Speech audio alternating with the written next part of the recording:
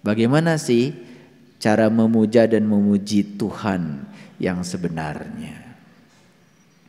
Jangan seperti kebanyakan orang.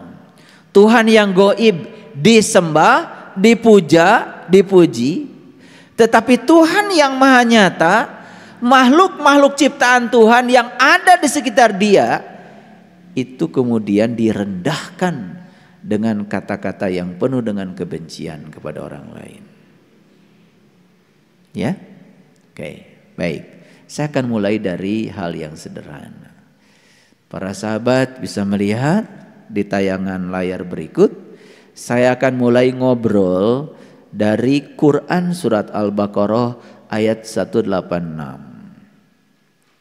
Ayat ini sering dibahas di mana-mana, tapi mohon izin kalau saya menerjemahkannya berbeda dengan seperti kebanyakan orang. Saya kembalikan ke kamus bahasa Arabnya yang asli. Jadi ini hasilnya seperti yang para sahabat lihat. Nah, ayat Al-Baqarah 186 itu turunan dari Al-Baqarah 183, 184, 185. Ini 186. Ini masih ada rentetan. Nah, kalau Al-Baqarah 183 semua udah tahu perintah saum buat orang yang beriman. Yang puncaknya adalah mencapai takwa. Itu juga belum puncak sebetulnya. Itu baru puncaknya saum. Tapi puncaknya kehidupan bukan takwa. Puncaknya kehidupan adalah berserah diri. Jadi iman, takwa, baru tingkatan tertinggi adalah menjadi muslim. Muslim itu bukan orang yang mengaku beragama tertentu, tapi muslim adalah orang yang sudah merasakan rasanya Islam. Sudah pasrah total, sudah selesai dengan dirinya sendiri, hidupnya sudah paripurna. Bahkan dia sudah berguna, bukan hanya untuk makhluk yang kelihatan, untuk yang tidak kelihatan pun sudah tahu. Itu muslim yang sebenarnya. Baik para sahabat, saya tidak akan mundur ke ayat 183, 184, 185. Karena itu sudah saya selesaikan di kajian khusus. Dan sekarang kita naik ke sini. Nah, ayat ini berbicara tentang bahwa Allah itu dekat. Kan dimulai dengan kata-kata wa idza sa'alaka ibadi anni fa inni qarib. Dan apabila hamba-hambaku bertanya kepadamu, siapamu di sini? Kepadamu, kepada orang-orang yang sudah sadar, kepada orang-orang yang sudah mengalami, kepada orang-orang yang sudah menunggal bersama Allah. Mu di sini tidak spesial orang tertentu, bisa siapa saja. Dan apabila hamba-hambaku bertanya kepadamu, sekali lagi, mu di sini adalah orang-orang yang sudah mengalami tentang penyatuan dengan aku. Tentu saja orang ini sudah menjadi hamba-hambaku. Jawabnya apa katanya? Fa inni qarib, bahwa aku dekat. Nih, sebegitu bagus ayat ini, bahwa aku dekat. Jangan puas dengan pengetahuan ini kalau belum dialami. Buktikan bahwa beliau itu dekat. Buktikan bahwa kehadirannya bisa dirasakan setiap saat. Buktikan bahwa dia itu mengurus dan mengatur kita, menguasai kita. Rasakan kehadirannya. Bukan sekedar puas dengan info ini. Lalu ayat berikutnya, ujibu da'wata da'i idza da'an. Sayang sekali terjemahan kebanyakan, apabila kamu meminta kepadaku, maka aku akan mengabulkan permintaanmu. Selama ini kata-kata doa selalu diterjemahkan permintaan. Pertanyaan saya, apakah setiap permintaan Bapak Ibu kepada Allah dikabulkan Allah?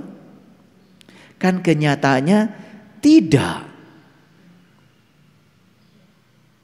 Nah, akibat dari itu kemudian kita menganggap Allah itu seperti penjaga gudang yang harus dirayu-rayu, Karena di gudang itu ada barang-barang yang kita inginkan.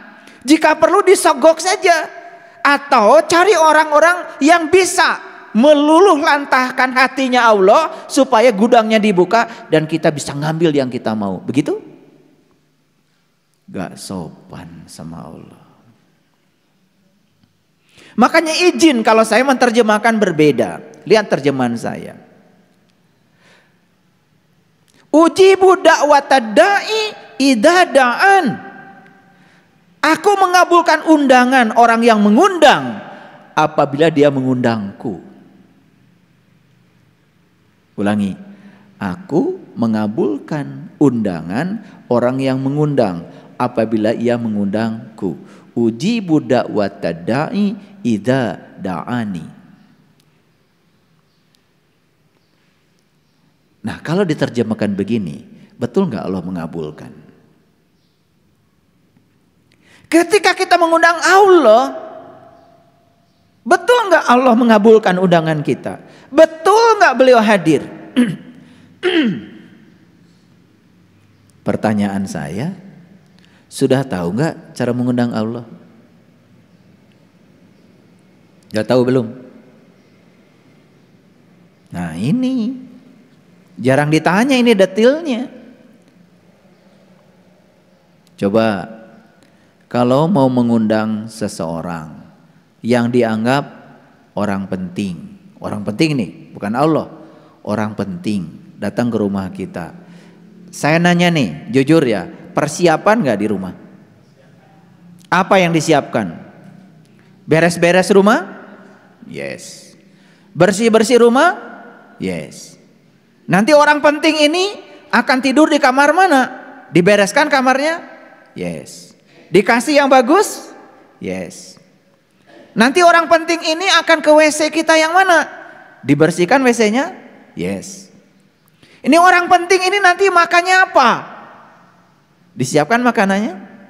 Yes. Ini baru orang penting. Sebegitu sibuknya kita membuat persiapan mau kedatangan orang penting. Pertanyaan saya, ini mengundang Allah. Tuhan yang maha segalanya, yang meliputi seluruh semesta raya, yang maha agung, maha kuasa, maha pengasih, maha penyayang, maha kaya. Mau diundang, apa persiapan kalian? Beres-beres? Beres-beres enggak? Enggak.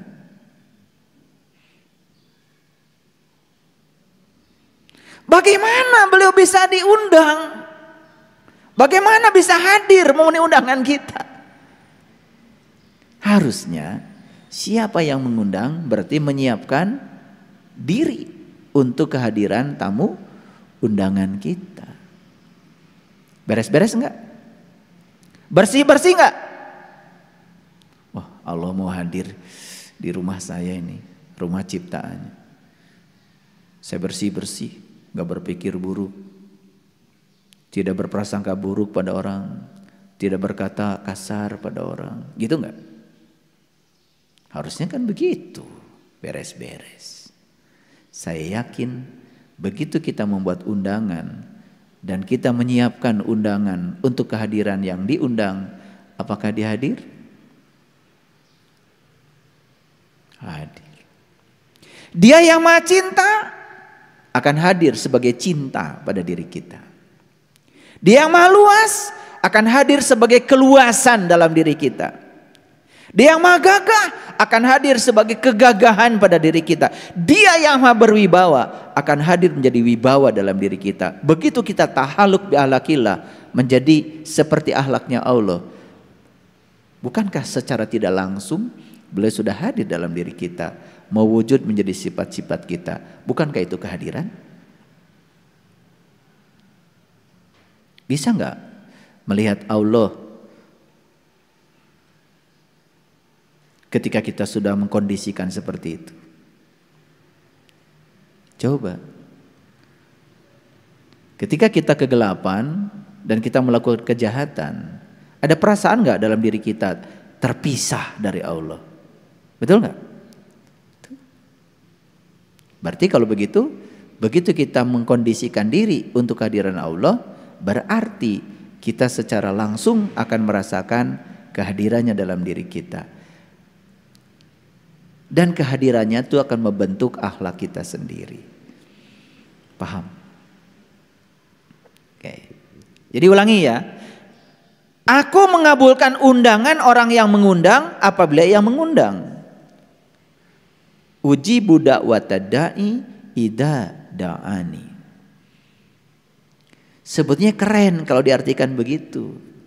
Menjadi tidak keren kalau diartikan aku akan memenuhi permintaan setiap orang yang meminta setiap permintaan apabila dia meminta kepadaku.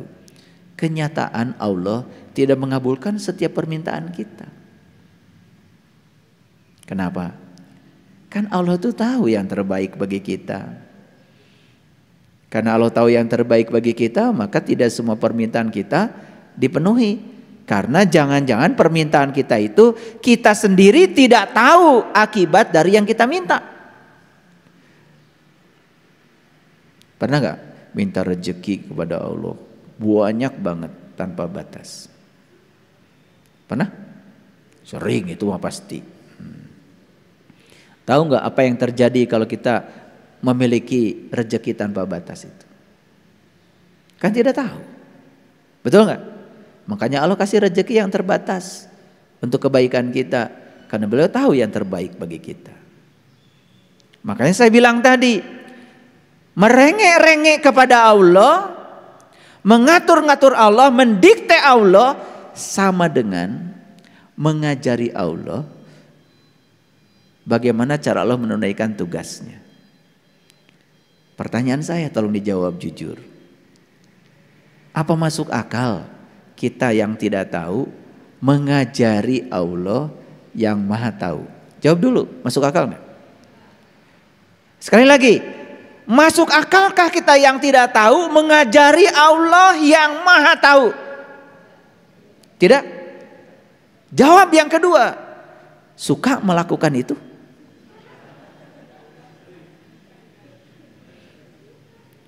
Ini pertanyaan ini sangat menjebak sebetulnya. Kan saya tanya dulu, masuk akalkah kita yang tidak tahu mendikte, mengajari, mengatur-ngatur Dia yang maha tahu? Jawabannya kalian luar biasa. Gak masuk akal katanya. Tapi suka melakukan itu, suka. Jadi kesimpulannya kalian tuh setiap hari melakukan tindakan yang gak masuk akal di akal kalian sendiri. Sadar gak? Nih kalau udah dibuka kayak gini semoga jadi sadar. Semoga aja ya jadi sadar. Kadang-kadang udah dibuka gini juga gak sadar-sadar. Nah lihat ayat berikutnya. Lihatnya. Maka hendaklah mereka memenuhiku. Dan hendaklah mereka beriman kepadaku agar mereka selalu berada dalam keadaan sadar. La'allahum yarsyudun. Jadi ayat ini dipungkas dengan semoga kalian sadar. Keren sebetulnya.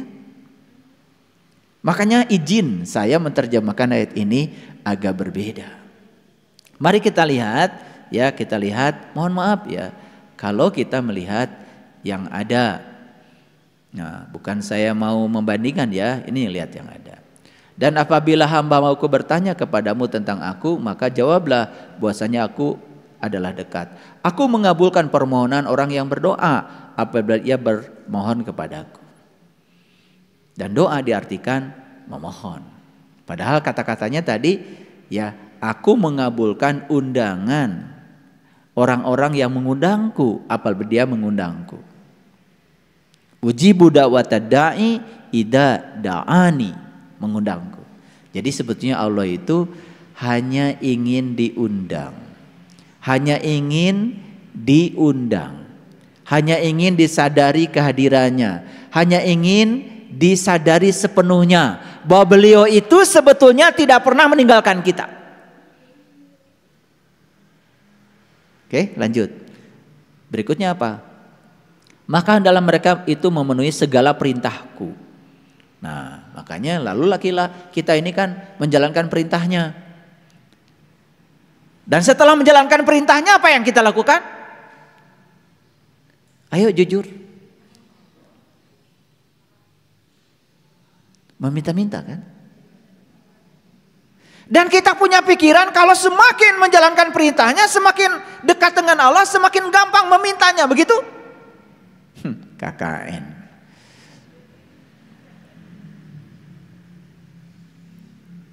Nah, ayat berikutnya, agar mereka selalu berada dalam kebenaran.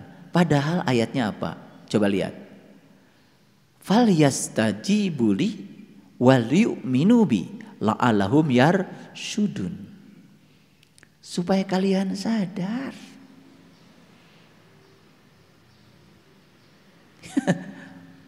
Gitu. Oke, kita balik lagi ya ke sini supaya kalian sadar. Nah, mungkin ada pertanyaan sekarang. Kalau gitu, apakah kita tidak boleh gitu meminta-minta kepada Allah, mengatur-ngatur Allah, mendikte Allah? Kalau menurut ayat ini sih, Allah tuh hanya menyuruh kita untuk merasakan kehadirannya saja. Allah tuh hanya ingin dirasakan kehadirannya, karena beliau itu kan bersama kita. Kan dibilang tadi, fa inni qarib. Aku tuh dekat kok. Bahkan Allah mengatakan lebih dekat daripada urat nadi lehermu. Apalagi kehadiranku sudah cukup bagimu. Makanya lihat ya. Lihat. Perhatikan ya. Kesadaran para nabi, para rasul. Ya mungkin awalnya mereka ketika meminta kepada Allah, ketika kesadarannya belum mencapai puncaknya, ya masih seperti kita. Tapi puncaknya permohonan para nabi, para rasul, termasuk Nabi Muhammad. Permohonannya apa? Cuman satu. Hasbi Allah. Cukuplah Allah bagiku. Nah, kata-kata hasbi Allah ini tidak bisa diucapkan oleh orang yang belum merasakan kehadirannya, belum membuktikan kedekatannya dengan kita. Makanya bagi orang yang sudah merasakan beliau hadir setiap saat, beliau hanya mengatakan hasbi Allah, cukuplah Allah bagiku. Itu doa yang paling tinggi itu. Pendek lagi. Dan kalau saya disuruh memimpin doa di sebuah acara, kemudian saya doanya, mari kita berdoa bersama. Hasbi Allah. Gak akan ada yang undang lagi. Gak dapat honor lagi. Doa pendek gitu. Karena kita tuh seneng kalau doa panjang. Makin panjang permintaannya, makin banyak ngatur Tuhannya, dianggap makin soleh. Bukankah mereka yang terus-menerus meminta adalah mereka yang belum merasa diberi? Ulangi, bukankah mereka yang terus-terus meminta itu adalah sesungguhnya mereka yang belum merasa diberi? Makanya di Quran ada kata-kata la in syakartum la azidanakum. Cukup kamu bersyukur. Syukur itu artinya terbuka. Terbuka artinya menerima apapun yang menjadi kehendaknya apa adanya tanpa ada sedikit pun penolakan. Itu namanya syukur.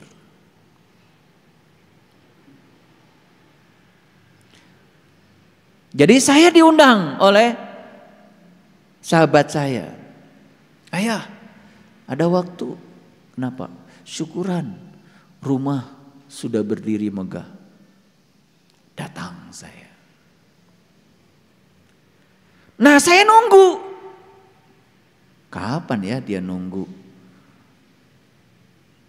Undang syukuran sama saya lagi. Oh, suatu saat orang yang sama ngundang lagi. Ayah, ada waktu. Kenapa? Alhamdulillah, segala puji milik Allah.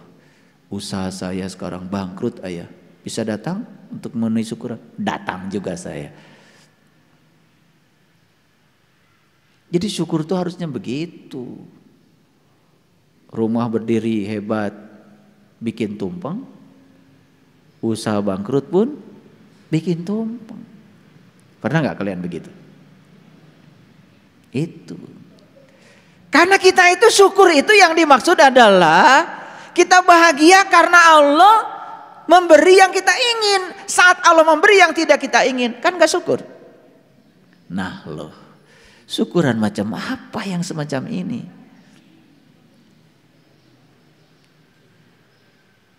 Gitu. Saya nunggu ya Ayah Yenda nanti diundang. Paham? Ini ngerti? Oke. Ini agak berbahaya sebetulnya yang saya sampaikan. Tetapi kalau saya tidak sampaikan juga nggak naik-naik kelas kita. Jadi doa yang paling bagus apa? Siapa yang boleh mengucapkan itu? Yang sudah merasakan kehadirannya, yang belum merasakan kehadirannya, baca itu berulang-ulang, gak nyambung. Makanya harus dibuktikan dulu ayat tadi, fa inni qarib. Makanya ayat ini kan keren. Sebelum dilanjutkan dengan kata-kata, aku mengabulkan undangan orang yang mengundang apabila ia mengundangku, kan Allah menyatakan, apabila dia bertanya tentang aku, katakanlah fa inni qarib. Aku dekat. Sayang sekali kita cuma dapat info kalau Allah dekat, tetapi tidak mau membuktikan kehadirannya, kebersamaannya dengan kita. Itu saja kelemahan kita. Akibatnya kita merasa seakan-akan Allah itu adanya di sono, di tinggi. Makanya kata-kata yang sering terucap dari kalian apa? Aku mah tergantung yang di atas.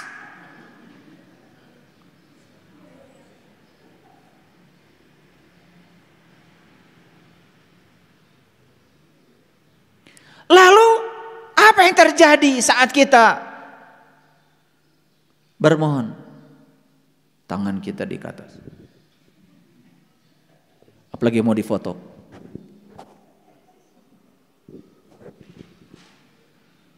Apalagi di padang pasir.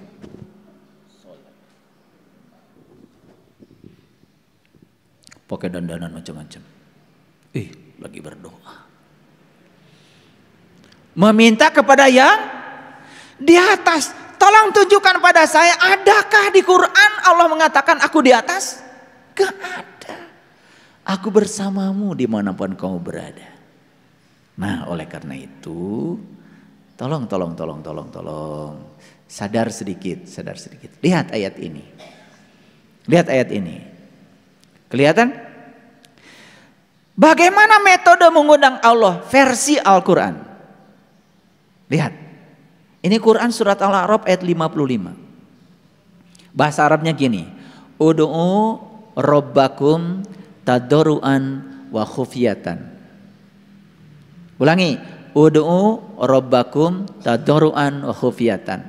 Allah bilang, undanglah Tuhanmu dengan penuh rasa hormat dan tersembunyi. Sesungguhnya Allah tidak menyukai orang-orang yang melampaui batas. Siapa yang melampaui batas? Mana batasnya?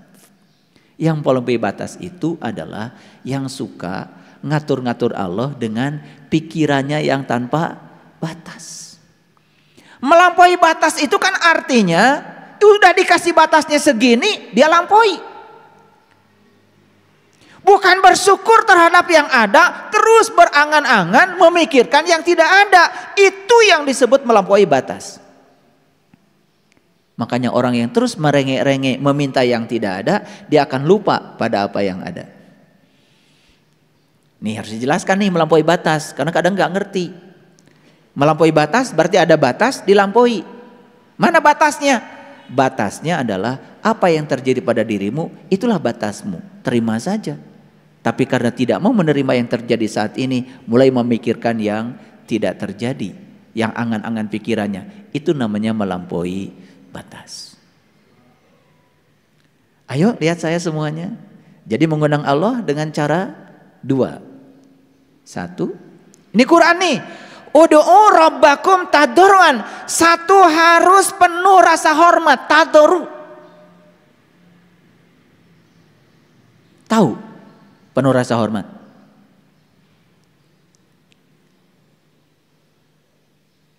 Tempatkan Allah pada tempat yang terhormat. Ketika kita mengatakan hasbi Allah, tadarru nggak itu? Tadarru nggak?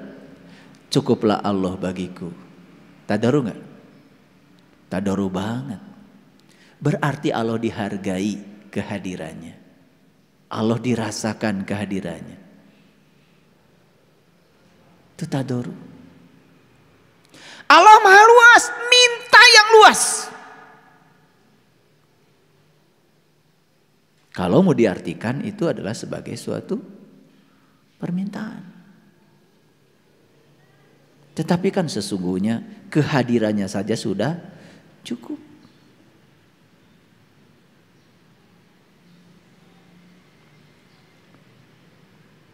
Yang kedua, tersembunyi. Tersembunyi berarti di mana? Tersembunyi. Jadi kalau gitu doa itu perlu keras-keras? Perlu ada suaranya? Tersembunyi saja. Tadarru wa khufyatan. Penuh rasa hormat dan tersembunyi. Itu cara mengundang Allah. Ada nggak di sini diajarkan berdoa kepada Allah itu?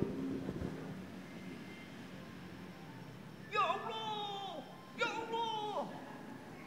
Gitu?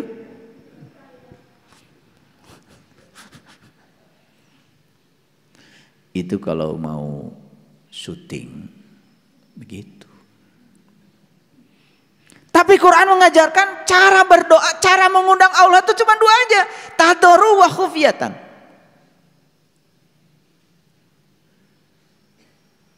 Semoga semua makhluk hidup berbahagia. Tadarru? Tadarru? Semoga keluarga saya bahagia. Tetangga yang lain biarin aja. Tadarru nggak itu? Tadarru nggak itu? Dia menempatkan Allah di tempat yang sempit. Dan Allah itu dikerangkeng oleh pikiran kamu sendiri. Biarlah keluarga saya yang bahagia, yang lain gak usah. Biarlah kelompok saya bahagia, kelompok lain gak usah. Suka nggak ada doa begitu? Ada tuh. Semoga kelompok saya diampuni segala dosanya. Kelompok lain gak usah. Tadarru nggak gitu? Itu tidak tadarru, karena tidak menempatkan Allah sebagai yang maha luas. Kalau Allah ditempatkan sebagai yang maha luas, minta yang luas-luas. Kalaupun mau ada permohonan. Walaupun itu kan sebetulnya ujung-ujungnya basa-basi juga. Coba, semoga semua makhluk hidup berbahagia. Semoga Allah mencintai seluruh ciptaannya. Kata Allah, emang gue pikirin. Emang saya harus disuruh-suruh sama kamu untuk mencintai ciptaanku? Cintaku tanpa batas untuk seluruh makhlukku. Betul nggak? Tapi kalau semoga semua makhluk hidup berbahagia, itu masih ada nilai. Karena bahagia itu pilihan. Allah sudah menyediakan berkah buat semuanya, tetapi bahagia pilihan. Nah, kita doakan semoga semua makhluk hidup berbahagia. Apalagi ditambah semoga seluruh makhluk hidup, baik yang kelihatan maupun yang tidak kelihatan, di setiap ruang dan waktu, di semua tingkatan berbahagia. Keren doa itu. Itu yang kemudian orang tua kita berdoa dengan kata-kata Rahayu Sagung Dumadi. Jadi bangsa Nusantara dulu cara berdoanya begitu. Rahayu Sagung Dumadi. Semoga seluruh makhluk hidup berbahagia. Doa kalian gimana? Semoga kelompok saya berbahagia. Itu gak tadarru itu.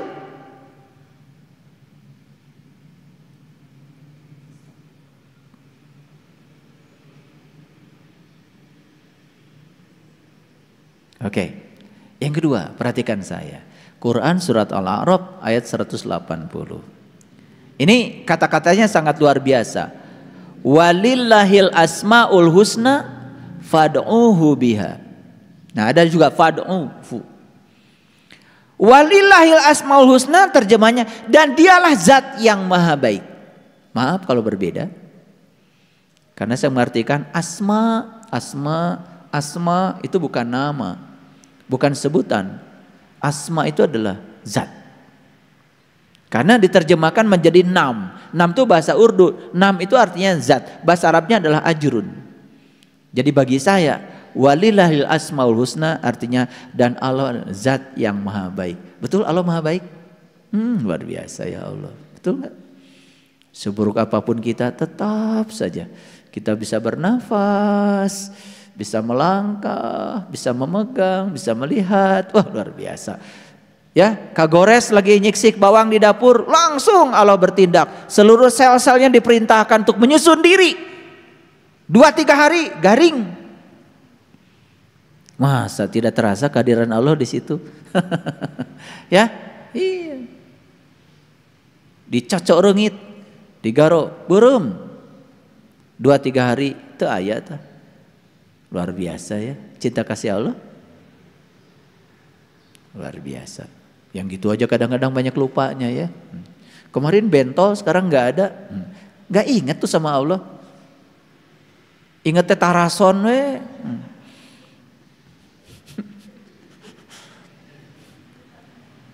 Ya.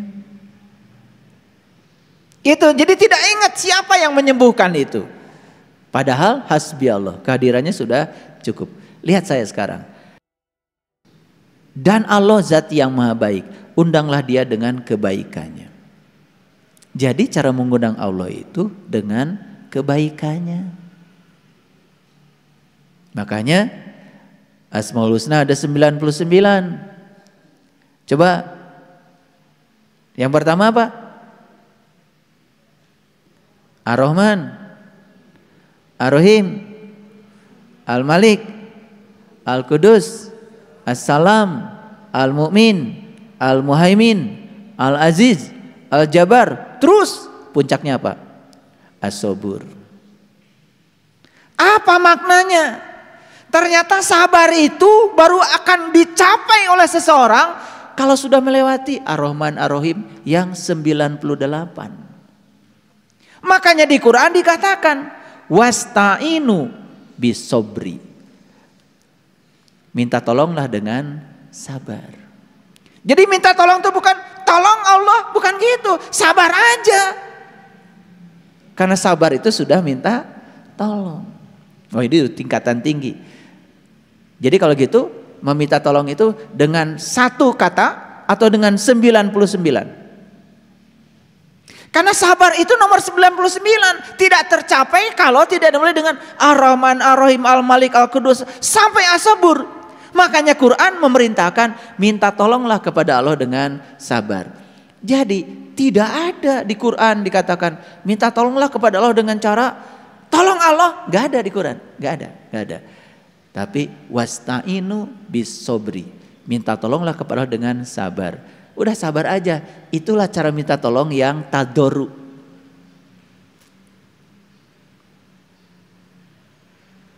Suka minta nggak kepada Allah? Ya Allah, jadikan saya orang sabar. Suka?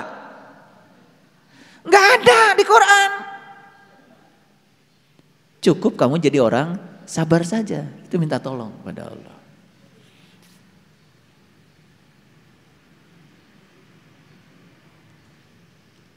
Makanya begitu kita minta dijadikan orang sabar, langsung dikirim orang-orang yang tidak sabar. Itulah pertolongan Allah.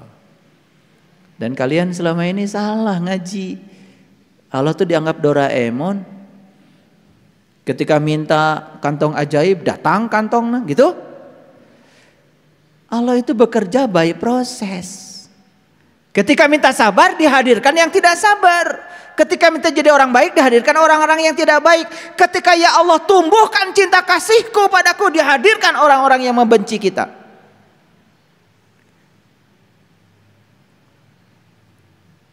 Tapi begitu mereka dihadirkan oleh Allah, diterima apa ditolak? Tah eta urang mah cenah hayang sabar. Begitu ditulung ku Allah, dihadirkan yang tidak sabar. Yang tidak sabarnya ditolak krek iraha sabarna. Paham? Nih, ada 3 ayat nih. Ini dasarnya. Baik, sekarang lihat saya semuanya. Jadi, mengundang Allah itu satu harus dengan tadoru wa khufyatan. Yang kedua tersembunyi. Yang kedua, tadoru itu artinya undang Allah dengan sifat-sifat Allah. Allah Maha Luas, undanglah dia dengan keluasanmu.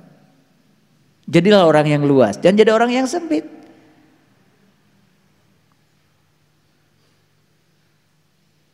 Gitu.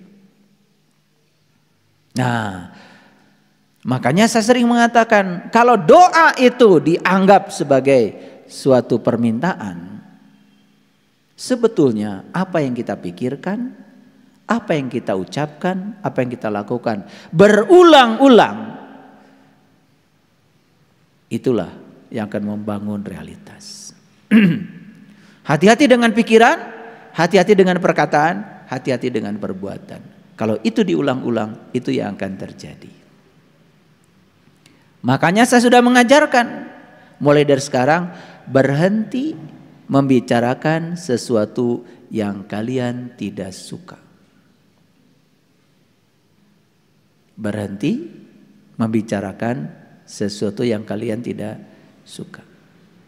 Karena kalau dibicarakan terus-menerus, yang tidak suka akan datang terus-menerus. Berhenti memikirkan yang kalian tidak suka. Karena yang tidak suka akan datang terus-menerus. Paham? Oke. Baik, agak naik sedikit sekarang. Kalau begitu apa sih yang diinginkan Allah dari kita? Yang diinginkan Allah ini, kita disuruh keluar rumah, menikmati hidup dengan penuh tanggung jawab. Disuruh bernyanyi kita itu, disuruh menari, disuruh berolahraga, disuruh mendengarkan musik, kalau bisa bermain musik, disuruh bersenang-senang di semesta ini terhadap semua karunia yang telah diberikan Allah kepada kita. Itu sebetulnya. Makanya Allah itu tidak mau kita jadi sulit dalam kehidupan ini. Tidak mau kita jadi sempit dalam kehidupan ini. Allah nggak mau kita jadi sedih dalam kehidupan ini. Ayo keluarlah dari rumahmu. Nikmati hidup. Nikmati hidup. Dengan segala berkahnya yang luar biasa ini.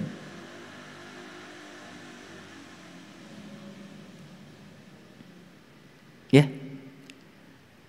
Jadi aneh ya, belajar agama malah jadi semakin banyak kesedihan. Bahkan Allah itu bukan sesuatu yang menyenangkan.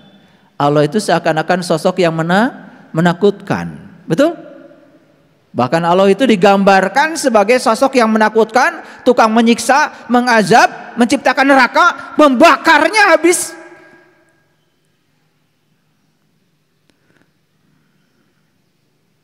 Di mana kita mau meletakkan Tuhan yang Maha Pengasih, Maha Penyayang kalau begitu? Aneh-aneh aja. Maka lihat, mohon maaf, manusia berlomba-lomba membuat bangunan dan menyebutnya itu rumah Tuhan. Makanya saya bilang tadi, ya, mungkinkah Tuhan dirumahkan oleh manusia? Kan jawabannya tidak mungkin, betul nggak? Iya, rumah Tuhan itu ubluk-ablak, dan rumah Tuhan itu adalah semesta raya ini sendiri. Jadi rumah Tuhan yang sebenarnya adalah semua ciptaannya. Aneh ya sekarang. Ada rumah Tuhan yang dibikin manusia, semua senang ke sana. Tapi rumah Tuhan yang ciptakan Tuhan gak pernah dikunjungi.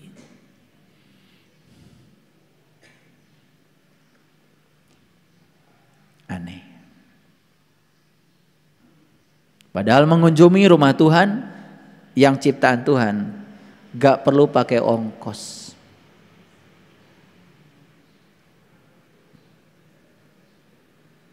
Betul? Oke.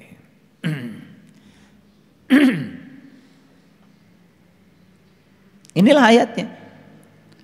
Kalau gitu mana rumah Tuhan yang sebenarnya?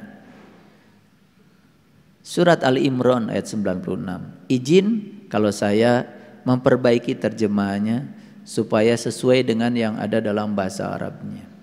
Bahasa Arabnya gini, inna awala baitin wudi'a. Wudi'a apa? Wudi'a itu wudu. Wudu itu berpisah. Sebenarnya terjemahnya gini, inna awala baitin, rumah awal yang aku bangun untuk berpisahnya manusia. Wudi'a linnas. Berpisah dengan siapa? Untuk berpisah dengan yang selain manusia. Untuk berpisah dengan yang selain Allah, maksud saya. Coba lihat saya semua. Kalau saya punya 2 tempat, 1 di sini, 2 di rumah. Kalau saya tidak ada di sini, pasti ada di rumah kan?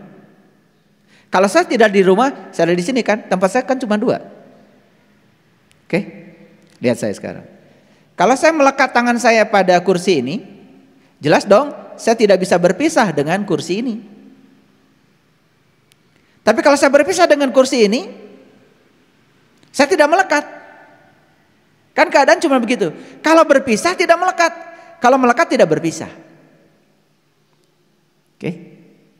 Kita itu disuruh untuk menyatu dengan Allah.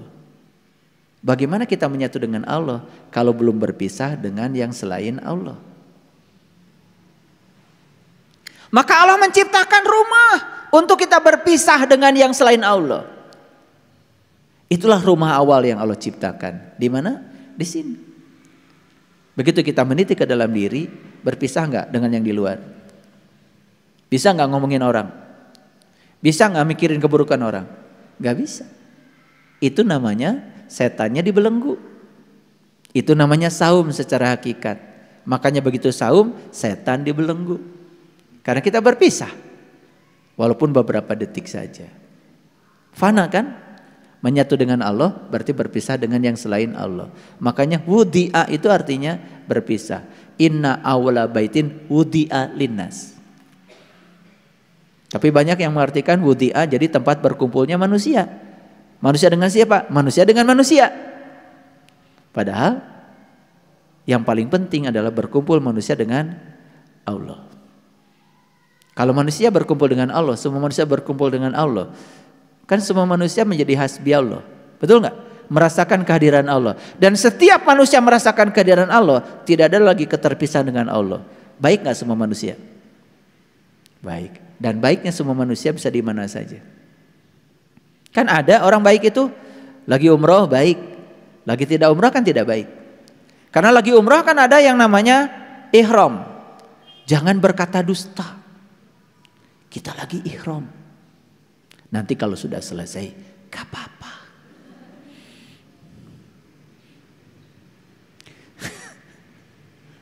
Jangan menutup kepala. Kita lagi ihram, dam. Kan gitu. Ada tuh kalau haji dan umroh pembimbing yang senangnya main dam. Dam-daman. Dikit-dikit dam, dikit-dikit dam. Cari kesalahan jamaah supaya kena dam. Mintanya kambing 1 kali kesalahan. Bangkrut habis haji. Karena dam-daman terus, dikit-dikit dam. Iya, di bis ketiduran. Namanya orang ketiduran kan perjalanan dari Madinah ke Mekah 6 jam. Ya tidur. Begitu tidur nggak kerasa itu. Kain ihram udah nyampe di sini karena AC kuat. Coba orang lagi tidur kan sare. Gak ingat kan? Iya. AC kenceng. Satu-satunya di tubuh kain ihram. Ya nges, tutup kan kaluhur. Kapangi tah ku si pembimbing dam. Hiji kambing. Rewas atuh. Rewasna teh lain eta, kambing hiji. Betul? Karena nggak ngerti. Yang dikasih dam nggak ngerti, yang ngasih dam ya nggak ngerti. Padahal yang dimaksud itu jangan ditutup pandangan kolbumu dengan Tuhan, bukan ditutup kepala. Jangan ditutup penglihatan kalbu kepada Tuhan ketika kalian sedang ihram. Itu maknanya. Jangan ada hijab antara dirimu dengan Allah. Kamu harus kasyaf, harus terbuka. Pandangan kolbumu harus terbuka dengan Tuhan. Iya mah ditutup. Dan utas terbuka mah ditutup, oh kita naon. Itu hakikatnya, karena nggak ngerti hakikatnya, jadi aja dam lagi. Nyalingit teh beteng, data biasa naik AC, naik mobil bis AC. Di Mekah mobil itu bagus-bagus AC-nya. Bayangkan orang kampung nyalingit beteng, ingat PPO. Kapanggih aku pembimbing, iya wangi ti mana? Aduh, ya, lumayan hiji domba. Dam. Karena esensinya nggak ngerti. Jadi murni semua itu adalah aspek fisik. Nggak ngerti. Kenapa muternya 7 kali? Kenapa harus dari Hajar Aswad? Kenapa lewat Multajam pintu Ka'bah? Kenapa lewat Makom Ibrahim, Hijr Ismail? Kenapa lewat Rukun Yaman? Gak ngerti hakikatnya. Inilah kalau tidak ada pengetahuan. Makanya kebenaran itu 5 dasarnya. 1 pengetahuan. Yang kedua cinta. Yang ketiga keadilan. Yang keempat pengabdian. Dan yang kelima adalah kesabaran. Baru kebenaran akan tegak. Makanya dikatakan 5 dasar kebenaran. 1 pengetahuan. Gak ada pengetahuan, gak ada kebenaran. 2 cinta. Gak ada cinta, tidak ada kebenaran. 3 keadilan. Tidak ada keadilan, tidak ada kebenaran. Yang keempat pengabdian. Bohong bilang kebenaran kalau tidak ada pengabdian. Bohong. Kalian yakin dengan ilmu yang diajarkan? Yakin. Cuman yakin gak ada pengabdian. Giliran diminta pengabdian gak ada kebenaran. Bohong. Banyak yang bohong. Giliran sudah mulai pengabdian, hilang. Apalagi kesabaran. 5 dasar kebenaran. Kebenaran itu harus dibangun di atas 5 dasar.